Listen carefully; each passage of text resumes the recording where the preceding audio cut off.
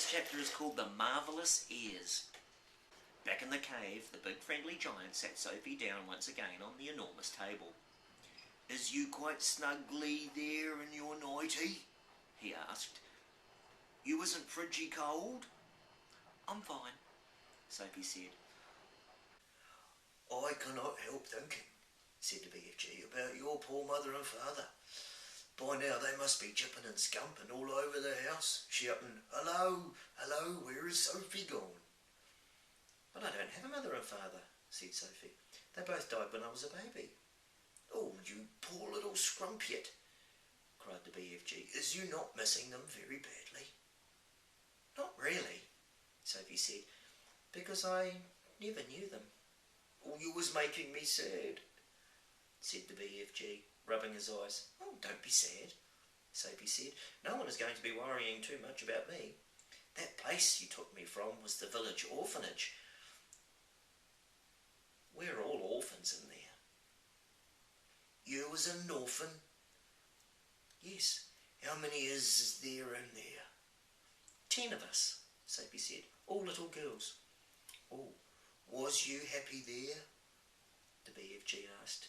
"I hated it," Sophie said. "The woman who ran it was called Mrs. Clonkers, and if she caught you breaking any of the rules, like getting out of bed at night or not folding up your clothes, you got punished." "Oh, how was you getting punished?" "Well, she locked us in the dark cellar for a day and a night without anything to eat or drink." "The rotten old rot rasper," cried the BFG. "It was horrid," Sophie said. "We used to dread it. There were rats down there, and we could hear them creeping about." "Oh, the filthy old fizzwiggler," shouted the BFG. "That is the horridest thing I is hearing for years. You make me sadder than ever." And all at once a huge tear that would have filled a bucket rolled down one of the BFG's cheeks and fell with a splash on the floor. It made quite a puddle. Sophie watched with astonishment. "What a strange and moody creature this is," she thought. "One moment he's telling me my head is full of squashed files, and the next moment his heart is melting for me because Mrs. Clonkers locks us in the cellar." "The thing that worries me," Sophie said, "is having to stay in this dreadful place for the rest of my life. The orphanage was pretty awful, but I wouldn't have been there forever, would I?" "No, it's all my fault," the BFG said. "I is the one who kid-snatched you." Yet another enormous tear welled from his eye and splashed onto the floor. "Now I come to think of it, I won't actually be here all that long," Sophie said. "I is afraid you will," the BFG said. "No, I won't," Sophie said. "Those brutes out there are bound to catch me sooner or later and have me for tea." "Oh, I is never letting that happen," the BFG said. For a few moments the cave was silent, and Sophie said, "May I ask you a question?" The BFG wiped the tears from his eyes with the back of his hand and gave Sophie a long, thoughtful stare. "Shoot away," he said. "Would you please tell me what you were doing in our village last night? Why were you poking that long trumpet thing into the Gucci children's bedroom and then blowing through it?" "Aha!" cried the BFG, sitting up suddenly in his chair. "Now we is getting nosier than a Parker." "And that suitcase you were carrying," Sophie said. "What on earth was all that about?" The BFG stared suspiciously at the small girl sitting cross-legged on the table. "Oh, you was asking me to tell you whoopsie big secrets," he said. "Secrets that nobody is ever hearing before." "Oh, I won't tell a soul," Sophie said. "I swear it. How could I anyway? I'm stuck here for the rest of my life." "Oh, you could be telling the other giants." "No, I couldn't," Sophie said. "You told me they would eat me up the moment they saw me." "And so they would," said the BFG. "You was a human being, and human beings is like straw bunkles and cream to those giants." "Well, if they're not going to eat me the moment they see me, then I wouldn't have time to tell them anything, would I?" Sophie said. "You wouldn't," said the BFG. "Then why why did you say I might? Oh, because I is a brimful of buzz burglars, the BFG said. If you listen to everything I am saying, you will be getting an earache. Please tell me what you were doing in our village, Sophie said. I promise you can trust me. Would you teach me how to make an elephant? The BFG asked. What do you mean? Sophie said. I would dearly love to have an elephant to ride on, the BFG said dreamily. I would so much love to have a big, jubbly, big elephant and go riding through green forests, picking peachy fruits off the trees all day long. This is a sizzly, hot, muck-frumping country we is living in, and nothing grows in it except snozcumbers. And I would love to go somewhere else and pick peachy fruits in the early morning from the back of an elephant. Sophie was quite moved by this curious statement. Perhaps one day we will get you an elephant, she said, and peachy fruits as well. Now tell me, what were you doing in our village? If you was really wanting to know what I'm doing in your village, the BFG said, I is blowing a dream into the bedroom of those children. Blowing a dream? Sophie said. What do you mean? I is a dream-blowing giant, the BFG said. When all the other giants is galloping off every what way, which to swallow beans, I is scuttling to other places to blow dreams into bedrooms of sleeping children. Nice dreams, lovely golden dreams, dreams that is giving the dreamers a happy time. Now hang on a minute, Sophie said. Where do you get these dreams? Oh, I collect them, the BFG said, waving an arm towards all the rows and rows of bottles on the shelves. I has billions of them. You can't collect a dream, Sophie said. A dream isn't something you can catch hold of. Oh, you was never going to understand about it, the BFG said. That is why I is not wishing to tell you. Oh, please tell me, Sophie said. I will understand. Go on. Tell me how you collect dreams. Tell me everything. Well, the BFG settled himself comfortably in his chair and crossed his legs. Dreams, he said, is very mysterious things. They is floating around in the air like little wispy, misty bubbles, and all the time they is searching for sleeping people. Can you see them? Sophie asked. Never at first. Well, then how do you catch them if you can't see them? Sophie asked. Aha, said the BFG. Now we is getting on to the dark and dusky secrets. Well, I won't tell us all. I is trusting you, the BFG said, and he closed his eyes and sat quite still for a moment while Sophie waited. A dream, he said, as it goes whiffling through the night air, is making a tiny little buzz humming noise. But this little buzzy hum is so silvery soft, it's impossible for a human being to be hearing it. Can you hear it? Sophie asked. The BFG pointed up at his enormous truck wheel ears, which he now began to move in and out. He performed this exercise proudly, with a little smile on his face. Is you seeing these? He asked. How could I miss them? Sophie said. They may be as looking a bit preposterous to you, the BFG said, but you must believe me when I say they is very extra usual is indeed. They is not to be coughed at. Well, I'm quite sure they're not, Sophie said. They is allowing me to hear absolutely every single twiddly little thing. You mean you can hear things I can't hear? Sophie said. You is deaf as a dumpling compared to me, cried the BFG. You was hearing only thumping loud noises with those little earwigs of yours, but I am hearing all the secret whisperings of the world. Well, such as what? Sophie asked. In your country, he said, I is hearing the footsteps of a ladybird as she goes walking across a leaf.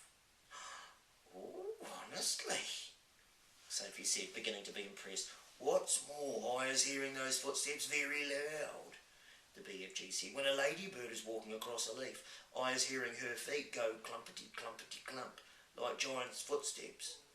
Goodness gracious me, Sophie said. What else can you hear? I is hearing the little ants chittering to each other as they scuttle around in the soil. You mean you can hear ants talking? Every single word, the BFG said. Although I was not exactly understanding their language. Go on, Sophie said.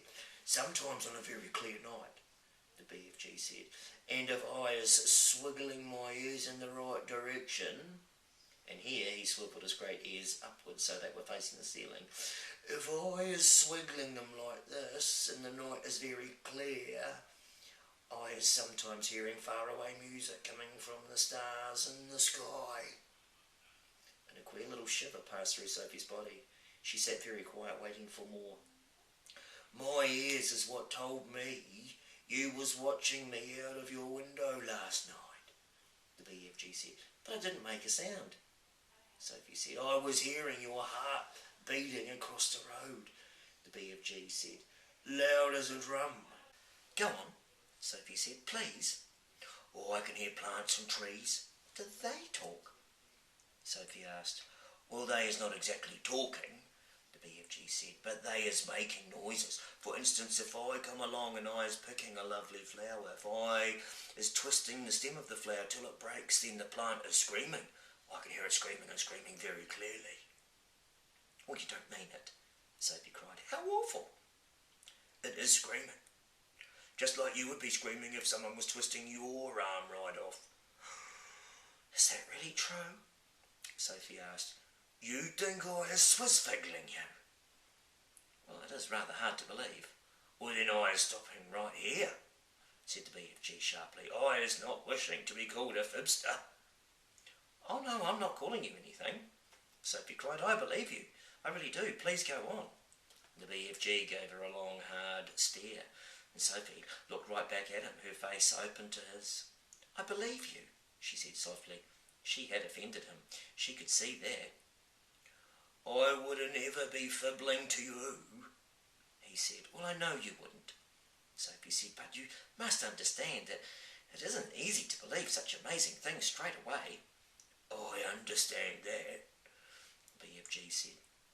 So, do please forgive me and go on, she said.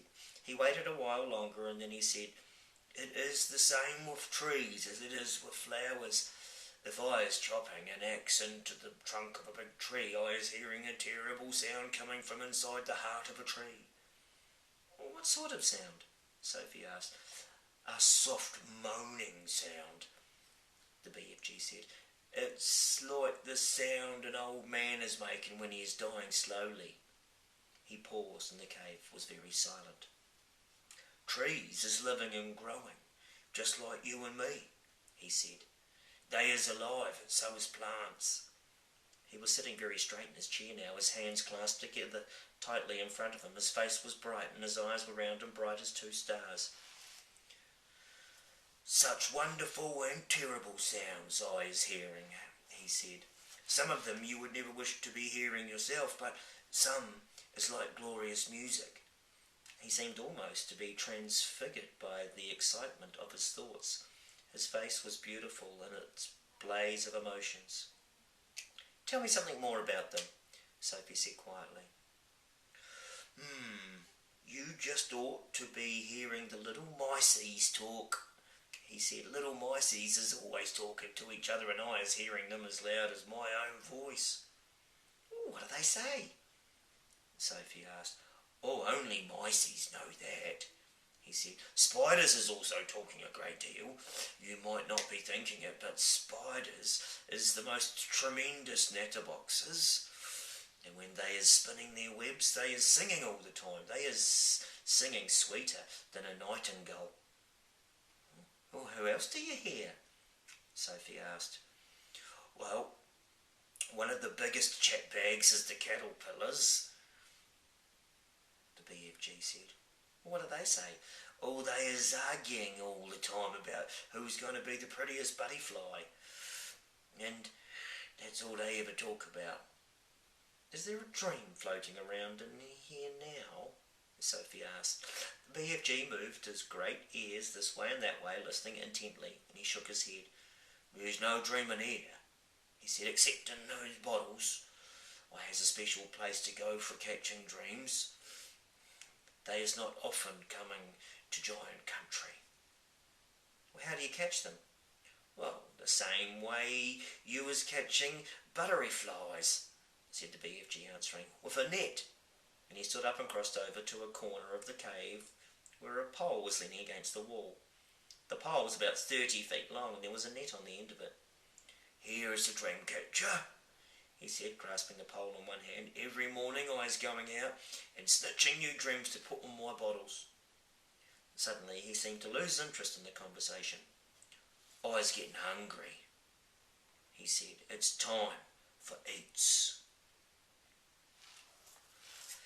But if you don't eat people like all the others, Sophie said, then what do you live on?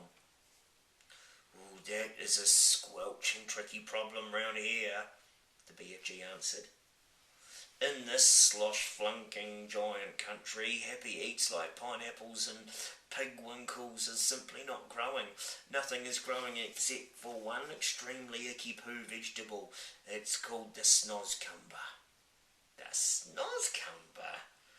Cried Sophie. There's no such thing. The BFG looked at Sophie and smiled, showing about 20 of his square white teeth. Yesterday, he said, we was not believing in giants, was we? Today we is not believing in snozcumbers, just because we happen not to have actually seen something with our own two little winklers. I think it's not existing. What about, for instance, the great squizzly Scotch hopper? I beg your pardon, Sophie said. And the himple crimp. What's that? Sophie said. And the rat rascal. What the? Sophie said. And the crump scottle. Are they all animals? Sophie asked. They is common animals, said the BFG contemptuously. I is not a very know-all giant myself, but it seems to me that you was an absolute know-nothing human being. Your brain is full of rotten wool. I think you mean cotton wool, Sophie said. What I mean and what I say is two different things, the BFG announced rather grandly. I will now show you a snozcumber. The BFG flung open a massive cupboard and took out the weirdest looking thing Sophie had ever seen. It was about half as long again as an ordinary man, but it was much thicker. It was thick around its girth as a perambulator. It was black with white stripes along its length, and it was covered all over with coarse knobs. Here is the repulsant snozcumber, cried the BFG, waving it about. I squoggle it, I mispise it, I despunge it, but because I is refusing to gobble up human beings like the other giants, I must spend my life guzzling up icky poo snozcumbers instead. If I don't, I won't be nothing but skin and groans. I think you mean skin and bones, Sophie said. I know it is bones, the BFG said, but please understand that I cannot be helping it if sometimes I is saying things a little squiggly. I is trying my best all the time. The big friendly giant looked suddenly so forlorn that Sophie got quite upset. I'm sorry, she said. I didn't mean to be so rude. Well, There never was any schools to teach me talking in giant country, the BFG said sadly. But couldn't your mother have taught you? Sophie asked. My mother? Cried the BFG. Giants don't have mothers. Surely you know that. No, I did not know that, Sophie said. Who ever heard of a woman giant? Shouted the BFG, waving the snozcumber around his head like a lasso. There never was a woman giant, and there never will be one. Giants is always men. Sophie felt herself getting a little muddled. In that case, she said, how were you born? Well, giants isn't born, the BFG answered. Giants appears, and that's all there is to it. They simply appears, the same way as the sun and the stars. And when did you appear? Sophie asked. Now, how on earth could I be knowing a thing like that? Said the BFG. It was so long ago I couldn't count. You mean you don't even know how old you are? Oh, no giant is knowing that, the BFG said. All I is knowing about myself is that I was very old, very, very old and crumply. Perhaps as old as the earth. Oh, what happens when a giant dies? Sophie asked. Giants is never dying, the BFG answered. Sometimes and quite suddenly a giant is disappearing, and nobody is ever knowing where he goes to. But mostly us giants is simply going on and on, like whiffsy time twiddlers. The BFG was still holding the awesome snozcumber in his right hand, and now he put one end of it in his mouth and bit off a huge chunk of it. He started to crunch it up, and the noise he made was like the crunching of lumps of ice. It's filthing, he spluttered, speaking with his mouth full and spraying large pieces of snozcumber like bullets in Sophie's directions. Sophie hopped around on the tabletop, ducking out of the way. It's disgusterous, said the BFG, gurgling. It's sickable, it's rotsome, it's maggot-wise. Try it yourself. This fowlsome snozcumber. No, thank you, Sophie said, backing away. It's all you're going to be guzzling around here from now on, so you might as well get used to it, said the BFG. Go on, you snipsy little winkle, have a go. Sophie took a small nibble. Ugh, she spluttered. Oh no, oh God, oh help. Oh, she spat it out quickly. It tastes of frog skins, she gasped, and rotten fish. Or worse than that, cried the BFG, roaring with laughter. To me, it's tasting of clock coaches and slime wanglers. Do we really have to eat it? Sophie said. You do, unless you was wanting to become so thin you will be disappearing into an air thick. Into thin air, Sophie said. An air thick is something quite different. Once again that sad, winsome look came into the BFG's eyes. Words, he said, is oh so a twitch-tickling problem to me all my life. So you must simply try to be patient and stop squibbling. As I am telling you before, I know exactly what words I am wanting to say, but somehow or other they is always getting squiffled around. Well, that happens to everyone, Sophie said. Well, not like it happens to me, the BFG said. I is speaking the most terrible Wiglish. Oh, I think you speak beautifully, Sophie said. Do you? Cried the BFG, suddenly brightening. You really do? Simply beautiful, Sophie repeated. Wow, that is the nicest present anybody has ever given me in my whole life, cried the BFG. Are you sure you was not twiddling my leg? Of course not, Sophie said. I just love the way you talk. Oh, how wonder-crump, cried the BFG, still beaming. How whoopsie splunkers, how squiffling. I is all of a stutter. Listen, Sophie said. Do we have to eat snozcumbers? In the fields around our village there are all sorts of lovely vegetables like cauliflowers and carrots. Why don't you get some of those the next time you go visiting? The BFG raised his head proudly in the air. I is a very honourable giant, He said, I would rather be chewing up some snozzcumbers than snitching things from other people. Well, you stole me, Sophie said. I did not steal you very much, said the BFG, smiling gently. And after all, you was only a tiny little girl. And that's the end of those two chapters. The next chapter is called The Blood Bottler. Ka kite. See you on Monday.